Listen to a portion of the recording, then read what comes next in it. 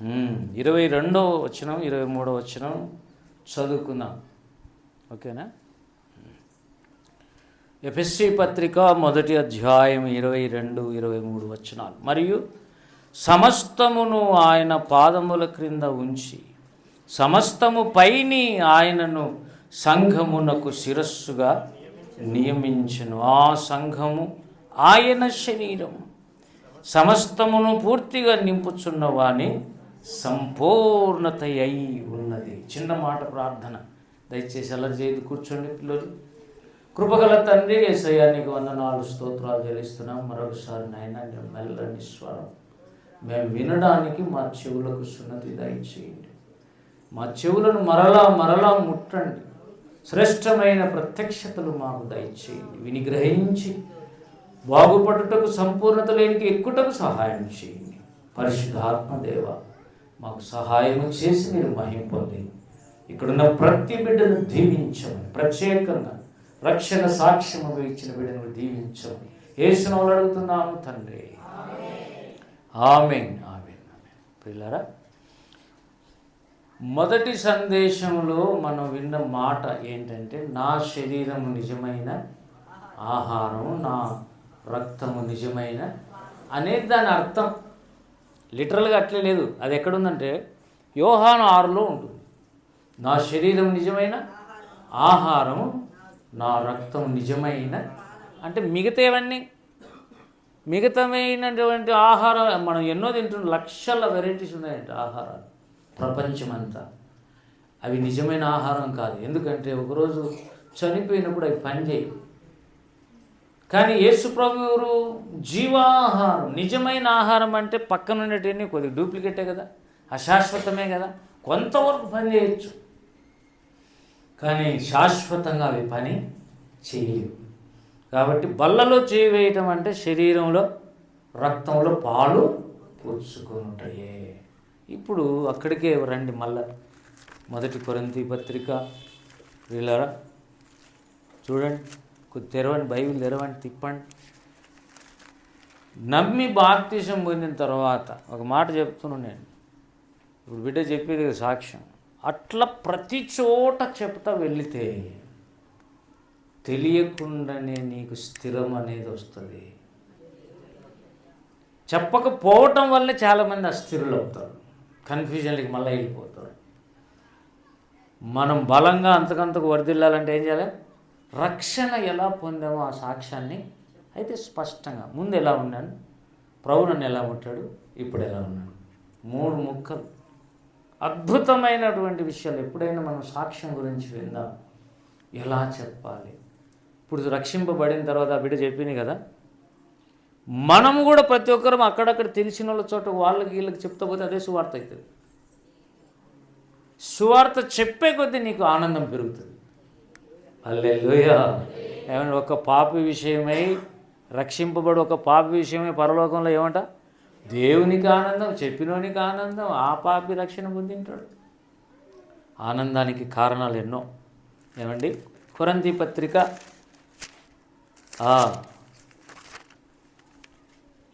10వ అధ్యాయం 16వ వచనం మళ్ళీ నేను చదువుతున్నాం. చూడండి, మనము దీవించు ఆశీర్వచనపు పాత్రలోనిది త్రాగుట క్రీస్తు రక్తములో పాలు పుచ్చుకొనుటయే కదా. మనం విరుచు రొట్టె తినుట క్రీస్తు శరీరములో పాలు పుచ్చుకొనుటయే కదా అన్నాడు. ఇప్పుడు చెప్పండి, మనం పాలు పుచ్చుకునేది ఎక్కడెక్కడ? క్రీస్తు శరీరంలో, క్రీస్తు రక్తంలో. ఇప్పుడు చదివిన మూలవాక్యం ఏంటి? రెండవది, ఆయన సంఘము ఏమంట? ఆయన సంఘం అనే దానికి యేసుక్రీస్తు శిరస్సు అయి ఉన్నాడు. ఆడ మళ్ళా తీయండి, అది ఎవరైనా చదవండి. ఆ చివరి ముందు వచ్చిన చివరి వచ్చిన కాక దాని ముందుది చదవండి. మరియు సమస్తమును ఎవరి పాదాల కిందకి వచ్చినాయి? శిలువలో యేసు ప్రభు చనిపోయి తిరిగి లేయటం ద్వారా అన్ని దేని కిందకి వచ్చాయి? యేసయ్య పాదాల కిందకి వచ్చాయి. తర్వాత సమస్తం పైన ఎవరు ఉంచున్నారు? ఏవైతే అన్నీ ఆయన పాదాల కింద పెట్టి ఇప్పుడు ఆ పైన ఎవరున్నారు? యేసుక్రీస్తు. ఆయనను ఆయనను శిరస్సుగా నియమించనలే, మధ్యలో ఏమన్నాడు? సంఘమునకు. ఇప్పుడు బాగా ఇది తేడా ఉంది, చాలా తేడా మనం గమనించాలి. ఇప్పుడు అక్కడ శరీరంలో పాల్పుచ్చుకున్నప్పుడు యేసయ్య యొక్క శరీరం మనం తిన్నాం. ఇక్కడ ఆయన శరీరము అంటే సంఘము. శిరస్సు అంటే తెలుసు మనకి, యేసు ప్రభువు అని. అక్కడేమో శరీరము రక్తము మనం త్రాగినప్పుడు ఆయన రక్తమే ఆయన శరీరమే తిన్నాం. ఇప్పుడు ఇక్కడికి వచ్చేతలకు మూలవాక్యం సేమ్ శరీరం అనే పదం వస్తూ ఉంది. ఆయనేమో శిరస్సు, ఆయన శరీరమేమో సంఘం. సంఘానికి శిరస్సు ఎవరు? యేసుక్రీస్తు. ఇప్పుడు ఇదే భాష ఎఫెసీ పత్రికలో మనకు కనపడుతుంది.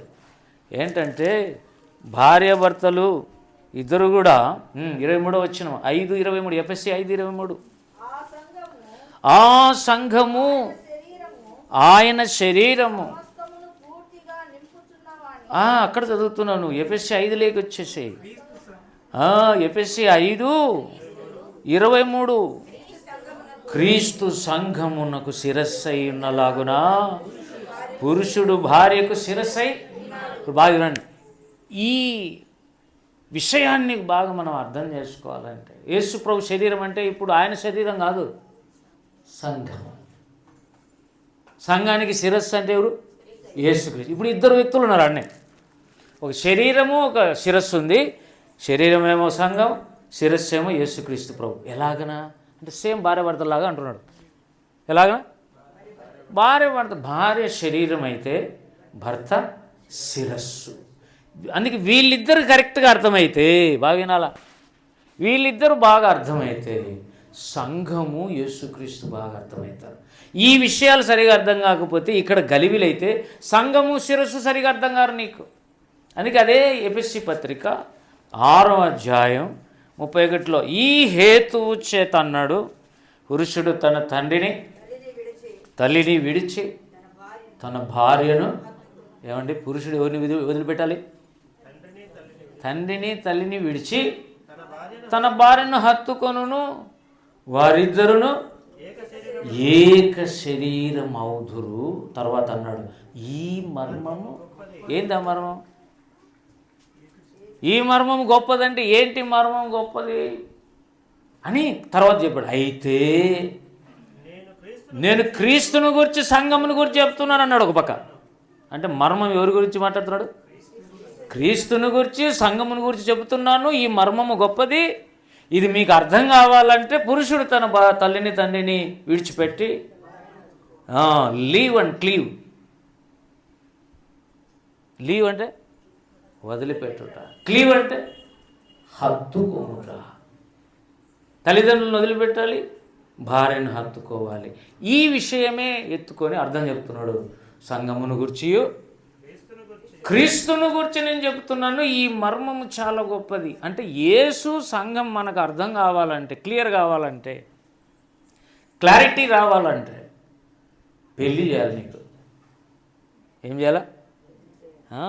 అందుకు వివాహం అన్ని విషయంలో గొప్పది. లేకుంటే ఏం గొప్పదో చెప్పండి.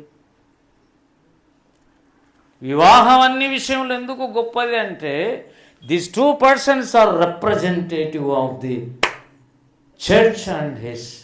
ఏమండి, యేసు ప్రభు గురించి మాట్లాడుతూ ఆయన భర్త, ఈమె భార్య. ఎవరు భార్య భర్తలు? ఇప్పుడు క్రీస్తు, ఆయన సంఘం. ఈ మర్మము గొప్పది. అది అంత ఈజీగా అర్థం కాదు. మర్మాలు అనేవి నమ్మకస్తులకే తెలియపరచబడతాయి. అందుకే దేవుడు ఫస్ట్ రక్షింపబడిన తర్వాత చాలా కాలం నిన్ను పరీక్ష చేస్తాడు. చిన్న చిన్న పరీక్షలే అయ్యి. ఉదాహరణకు చర్చి పోవాల్సి వచ్చింది, వేరే పని పడింది, ఇంట్లోకి బంధువులు వచ్చినారు సడన్గా. దేన్ని పోతావు? రాక 10 ఏళ్ళకి వచ్చినారు నాయన మా బంధువులు. ఇప్పుడు పోతే చాలా కష్టం. ఇదొక్క వారం. ఎప్పుడు నేను కరెక్ట్గా వస్తావు కదా చర్చికి. ఇదొక్క వారం నన్ను వదిలి నేను బంధువులను చూసుకోవాలి. నువ్వే చెప్పావు కదా అందరినీ ప్రేమించమని. కాబట్టి ఈ వారం నేను చర్చికి పోను అంటేనే దేవుడు అనుకుంటాడు అసలు వచ్చిందే పరీక్ష ఎందుకు. ఈ టైంలో చర్చికి పోతారా లేకపోతే బంధువులు చూసుకుంటాడా అనేదే పాయింట్. అంటే ఫెయిల్. అని రాసుకుంటాడు ఆయన. వెంటనే చెప్పడు, దాన్ని రిజల్ట్ చెప్పడు. ఇప్పుడే చిన్న చిన్న పరీక్షలు పెట్టి నువ్వు నమ్మకస్తుడువా నమ్మకస్తురాలు అనేది చూసి చూసి చూసి తరువాత నీకు మర్మాలు చెప్పటం స్టార్ట్ అవుతుంది. హల్లెలూయా. ఇద్దరికి పెళ్ళి చేసి ఈ మర్మం గొప్పదాన్నే అనుకో, పాస్టర్లు అయితే చేతులు దుడుకొని పోతారు. మరుసటి రోజు నుంచి పెళ్ళి స్టార్ట్ అవుతుంది. ఇదేనా పెళ్ళి అని ఆ మర్మం వాళ్ళకి అర్థమే కాదు, ఎప్పటికీ అర్థం కాదు. ఇంతేనా మర్మం అంటే, ఏదో మా సార్ మర్మం అని దిక్కు తెలియదు. అవతల కుటుంబాలు ఉంటాయి, యువతల కుటుంబాలు ఉంటాయి. ఈ ఇద్దరు వ్యక్తులు రెండు కుటుంబాల నుంచి వచ్చింటారు. మనమేమో బాగానండి, సంఘమేమో భూప్రపంచం, యేసుక్రీస్తు ప్రభు పరలోక ప్రపంచం నుంచి వచ్చాడు. పైనుండి దిగి వచ్చిన నేను జీవాహారం అన్నాడా లేదా? పెళ్లి కొడుకు పైనుంచి వచ్చాడు, పెళ్లి కూతురు భూమిలో నుంచి పుట్టింది.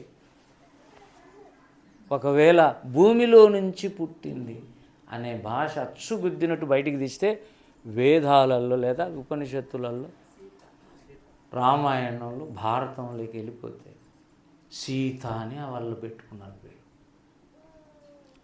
ఆయన అందుకే చనిపోయినప్పుడు మళ్ళా భూమిలోకి కలిసిపోయింది. భూదేవి ఆమె సీత. ఇంకొక ఆమె ఉంది పార్వతి అని, పర్వతం నుంచి పుట్టింది. ఈ విషయాలన్నీ బైబిల్ పండితులు ట్రాన్స్లేట్ చేశారు. పర్వతం నుంచి పుట్టింది పార్వతి అయితే దేవుడు ఎవరు?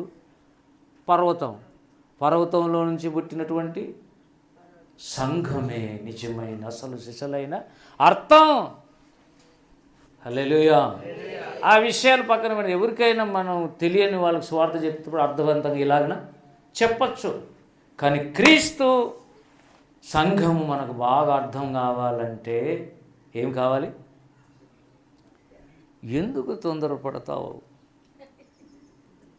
పెళ్ళి కావాలని ఎందుకు అంత ఆశపడుతున్నారు? తప్పదు కనుక ఖచ్చితంగా ప్రపంచంలో ఏ దేశమైనా, ఏ భాష అయినా, తెల్లోళ్ళైనా నల్లోళ్ళైనా అఫీషియల్గా ఏం కావాలి? ఒక టయానికి చిన్న పిల్లోడు జోకు ఒకటి, వాడు పోలీస్ స్టేషన్ కంప్లైంట్ ఇచ్చి ఏమంటే ఒక అమ్మాయిని పెళ్లి చేసుకొని బలవంతం చేస్తున్నారు. 3వ తరగతుడు. అది జోక్గా పెట్టిన పోలీస్ స్టేషన్లో చూపిస్తున్నారు దాన్ని. అంటే వానికి కూడా తెలుసు ఏమని, పెద్ద అయితే ఏమవుతుంది, పెళ్ళి అవుతుందో నీకు పెళ్ళి అవుతుందో. ప్రియులరా, జ్ఞాపకం చేసుకుంటే ఇక్కడ శిరస్సు అంటే యేసు ప్రభు, శరీరం అంటే సంఘం. వీళ్ళిద్దరు కలిస్తేనే ఒక ఏక శరీరం. అవునా? ఏక శరీరం. అవునా? అయితే ఇప్పుడు మనం జ్ఞాపకం చేసుకోవాలా. ఇక్కడ ఈ మాట చదవండి. ఇప్పుడు 1 కొరింథీ పత్రిక 10వ అధ్యాయము 16వ వచనంలో కింద ఒక మాట, మనము విరుచు రొట్టె తినుట క్రీస్తు శరీరములో పాలు పుచ్చుకున్నట్టే. అంటే శరీరంలో మనం చేస్తే ఎక్కడ పాలు పుచ్చుకున్నట్టు? క్రీస్తు శరీరంలో. ఇంకొక కోణం చెప్తున్నా, క్రీస్తు శరీరం అంటే ఎఫెసీ 1 ప్రకారంగా చివరి వచనం ప్రకారంగా సంఘములో పాలు పుచ్చుకున్నట్టయే. ఒకటేమో యేసులో పాలు పుచ్చుకోవటం, యేసులో భాగస్వామ్యం, ఇంకోటేమో సంఘంలో ఒక్కటేసారి బల్ల విధిస్తే ఒక పక్క దేవునితో పాలిభాగస్త్రం అవుతున్నాం, ఒక పక్క సంఘంతో పాలిభాగస్త్రం. ఇప్పుడు సంఘంలో పాలిభాగస్త్రం కావాలి అంటే అందరి అవయవాలతో నీకు సమాధానం ఉండాలి. శరీరంలో ఎన్ని ఉంటాయి? ఎన్నో అవయవాలు ఉంటాయి. ప్రతి అవయవంతో నీకు ఏముండాలి? కనెక్షన్. అంటే బల్లలు చేయి వేసేటప్పుడు బాగా వినాలి పాయింట్. ఇక మనకు నెగిటివ్ ఉండకుండా చూసుకోవాలి. పలానోళ్ళు అంటే నాకు నచ్చదు అనే పాయింట్ నీకు లోపల ఉంటే దేవుని దగ్గర నుంచి సమాధానం తెచ్చుకోవాలి. అర్థమవుతుంది ఈ పాయింట్? ఇప్పుడు చేతులు ఉన్నాయి, కాళ్ళు ఉన్నాయి. ఏమండి, కాళ్ళకు మళ్ళీ 10 వేళ్ళు ఉన్నాయి, చేతులకు వేళ్ళు ఉన్నాయి. ఏదో ఒక చోట నువ్వు పాలిభాగస్తులు కావాలి. ఇప్పుడు శరీరంలో అందరితో నువ్వు సమాధానం ఉండాలి. బాగానండి, దేవునితో మళ్ళా సమాధాన పడుతున్నావు ఆదివారం, మళ్ళా సంఘముతో కూడా సమాధానం కావాలి. 2 విషయాలు. దేవునితో సమాధానం నిలువు కట్ట, చెప్పండి. సంఘముతో సమాధానం అడ్డుకట్ట. This is nothing but cross experience. సిలువను ఊర్చిన విషయం 2 మాటల్లో చెబుతున్నాడు. దేవుని శరీరంలో నువ్వు పాలిభాగస్తుడు కావాలి, అంతేకాదు సంఘములో కూడా నీవు, అది మాట స్పష్టంగా అన్నాడు. మనం విరుచు రొట్టె తినడం ఏంటది? క్రీస్తు శరీరం అంటే ఆయన సొంత శరీరం ఒకటి ఉంది, ఆయన శరీరం అన్నబడిన ఆయన సంఘం ఒకటి ఉంది. దేవునితో సమాధానం ఉండాలి, సంఘములు అందరితో కూడా, అందరితో సమాధానమేనండి. ఒక్క సిస్టర్ను చూస్తే మాత్రం నాకు నచ్చదు. ఒక్క బ్రదర్ ఉన్నాడు, ఆ బ్రదర్ చూస్తే నచ్చదు. వాళ్ళిద్దరే నాకు నచ్చదు. మిగతా అంతా ఓకే, 98 మార్క్స్ వచ్చినాయి. కుదరదు. అసమాధానంగా ఉంటే ఖచ్చితంగా నువ్వు దేవుని దృష్టికి తీసుకోవాలి. ఆ కేసు, ఆ వాద్యం దేవుని సన్నిధిలో పెట్టాలి. ఎందుకు నీకు వాళ్ళంటే గిట్టదో చెప్పాలి. అర్థమవుతుందా? బల్లలో ఎంత బరువు అయితే బల్లలో ఆశీర్వాదం ఉందని చెప్పుకున్నాం. బాగానండి మా బల్లలో ఏముందండి? యేసు ప్రభుని నమ్ముకున్నప్పుడు రాలేదా నీకు ఆశీర్వాదం? యేసు ప్రభుని నమ్ముకున్నప్పుడు వచ్చిన ఆశీర్వాదం జీవం లోపలికి వచ్చేసింది. ఇక ఆ జీవం బ్రతకాలంటే తినద్దు, మళ్ళీ ఆ జీవాహారాన్ని తినాలి. హల్లెలూయా. అంతేకాదు ఆశీర్వాదం కావాలన్నా ఏమండి, ఒక పక్క మనం ఆశీర్వదించబడిన తర్వాత కళ్ళు తెరవబడాలన్నా, ఆరోగ్యం రావాలన్నా, ఎన్నో ఆశీర్వాదాలు కలిగిన బలలో చెయ్యి వేయాలి. అంతేకాదు సంఘములో ఉన్న అవయవాలతో నీకు మంచి కనెక్షన్స్, రిలేషన్స్ ఉండాలి, ఉండి తీరాలి. ఏం పర్వాలేదు, వాళ్ళకు బ్యాచ్ నేను ఒక బ్యాచ్ అంటే కుదరదు. బాగానండి, ఈ పాయింట్ చాలా సంఘాలలో జరుగుతున్నటువంటి విషయం ఏంటంటే గ్రూపులు తయారవుతున్నాయి. నో, నీ ఫ్రెండ్ సర్కిల్ ఒకరు, ఇంకొక సర్కిల్, ఎక్కడ గ్రూపులు ఉండొచ్చో చెప్తున్నా ఇప్పుడు. మళ్ళా సంఘములో ఒక రకమైన గ్రూపులు ఉండొచ్చు. అవేంటి అంటే ప్రేయర్ గ్రూప్స్ ఉండొచ్చు. హల్లెలూయా. ప్రేయర్ చేసే విషయంలో గ్రూప్స్. యేసు ప్రభు ఒక్కడే ప్రార్థన చేసుకోగలడు. ఎప్పుడైనా సహాయం కావాలంటే ఎవరిని తీసిపోతాడు చెప్పండి? ఎవరిని తీసిపోతాడు?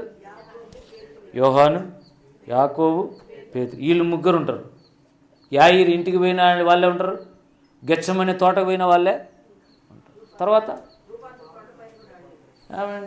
చూస్తే కొన్నిసార్లు 12 మంది శిష్యులు ఉంటారు. 12 మందిని కూడా తీసుకుని అది ఇంకో గ్రూపు, క్లోజ్డ్ గ్రూప్ కాదు, ఇంకో రొంత అవుటర్ గ్రూపు.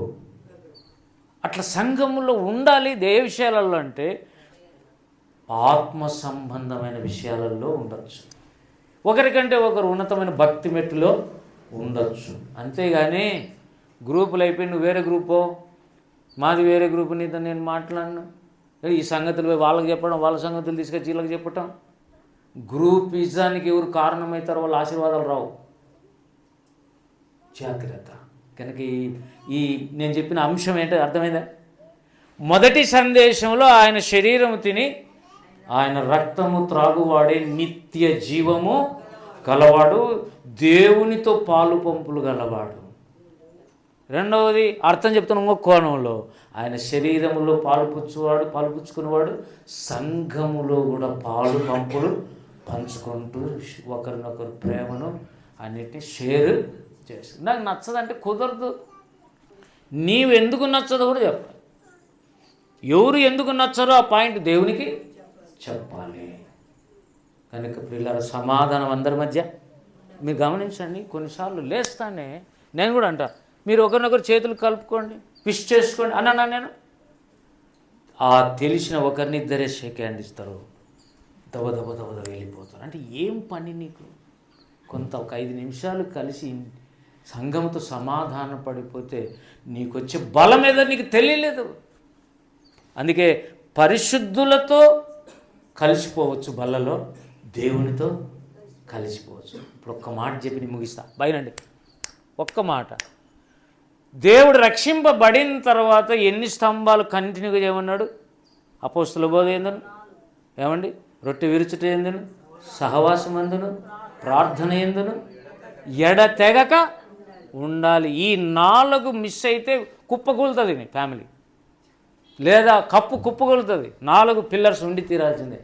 దీంట్లో మళ్ళా 2 పర్సనల్గా చేసేటివి, ప్రార్థన, వాక్యం. పర్సనల్ లైఫ్లో నీకు ఉండాలి, ప్రతిరోజు నీకు ఉండాలి. రహస్యంగా దేవునితో కలుసుకునే ఈ 2 విషయాలు, ప్రార్థన, వాక్యం అనే నీకు ఖచ్చితంగా ఉండాలి. ఆదివారం రొట్టె విరిచేటప్పుడు పరిశుద్ధులతో, ఇది పర్సనల్ కాదు, సామూహికంగా బల్లలో చేయాలి. అపోస్తలుల బోధ, సహవాసం ఒకటి, రొట్టె విరుచుట ఒకటి. ఇక్కడ ప్రార్థన, వాక్యమేమో పర్సనల్ లైఫ్లో. ఇప్పుడు చెప్పండి, ఈ 4టిని డివైడ్ చేసి 2గా చెప్పాం. మనం సక్సెస్ కావాలంటే రక్షణలో, వింటున్నారు ఈ పాయింట్? కోటి వరహాల ప్రశ్నకు జవాబు చెప్తున్నా. దైవజనుడు చెప్పినటి విని చెబుతున్నా. 2 పర్సనల్ లైఫ్లో ఉండాలి, 2 సంఘముతో కూడా ఉండాలి. పర్సనల్ లైఫ్లో ప్రార్థన, వాక్యము, ఆ గడియ, ఆ గంట లేదా 2 గంటలో 3 గంటలో అది పర్సనల్గా నీకు దేవునికి సంబంధించింది అయి ఉండాలి. నువ్వు ఎన్నడూ పడిపోవు, దేవుని నిన్ను లీడ్ చేస్తుంటాడు. ఆదివారం వచ్చినప్పుడు పరిశుద్ధులతో సహవాసంలోను, రొట్టె విరుచుటలో అందరితో కలిసి ఉండాలి. ఖచ్చితంగా ఈ 4 పిల్లర్స్ మీద నీ జీవితాన్ని ఎంతకంతకు కట్టుకోవాలి. ఒక ఆదివారం ఎగరగొట్టడం, ఒక ఆదివారం రావటం చాలా అట్టర్లీ రాంగ్. మన రంగమ్మకు చెప్పినాము, ఆమె భయంకరమైన రక్షణ సాక్ష్యం ఉంది ఆమెకు, పాపం నిజమే. బుద్ధి పెడితే ఒక ఆదివారం వస్తుంది, ఒక వారం రాదు. ఒక ఆదివారం వస్తుంది. మొన్న వచ్చి ఈ సయాటిక్ పెయిన్ ఉంది సార్, ప్రార్థన చేయండి అంటే, నువ్వు ముందు చర్చికి సరిగా రా. ఎందుకు నీ ఇష్ట ప్రకారం మానేస్తున్నావు? నమ్మి బాప్తిసం పొందినాక నీ ఇష్టం ఏంటి? ఎవరి ఇష్టం నువ్వు ఫాలో కావాలి? దేవుని ఇష్టము, సేవకుడు చెప్పినట్టు లోబడుతూ వెళ్తే ఆటోమేటిక్గా నీవు డెవలప్ అవుతావు. హల్లెలూయా. ఆటోమేటిక్గా నువ్వు దేవుణ్ణి, సేవకుని వింటూగానే వస్తే తెలియకుండానే నీవు సంపూర్ణతలోకి సాగిపోతావు. దేవుని స్తోత్రం. ప్రియులారా, కనుక ఇక్కడ ఏమన్నాడు? బల్లలో చేయటం వల్ల దేవునిలో పాలిభాగస్వాములం అవుతున్నాం, సంఘంలో కూడా. ఒకవేళ ఒక వారం రాలేదనుకో, మీరేమన్నాలి? దారిలో కనపడతారు, ఏం బ్రదర్ ఆదివారం చర్చికి రాలేదు, బల్ల తీసుకున్నారా లేదా, కనీసం రేపు వారమైనా కనపడండి అని మనం సహోదరులను ఏమని రేపాలి, బలపరచాలి. ఏమంటాం? కనీసం వాళ్ళని ఉజ్జీవింపజేయాలి, ఉత్తేజింపజేయాలి. ఈ సమయంలో మనం జ్ఞాపకం చేసుకుందాం. బల్లలో చేయవేయటం ద్వారా అటు దేవుడు, ఇట సహోదరులతో సఖ్యమవుతున్నాము, సమాధాన పడుతున్నాము. కొత్త ఆశీర్వాదాలు ఆ వారం మనకు వస్తాయి. అట్టి కృప ప్రతి వారము, ప్రతి నెల దేవుడు మనకు దయచేయగా. రండి ప్రార్థన చేద్దాం. కృపగల తండ్రి, ప్రేమగల నాయన, పరిశుద్ధుడైన దేవ, నమ్మదగిన వాడు,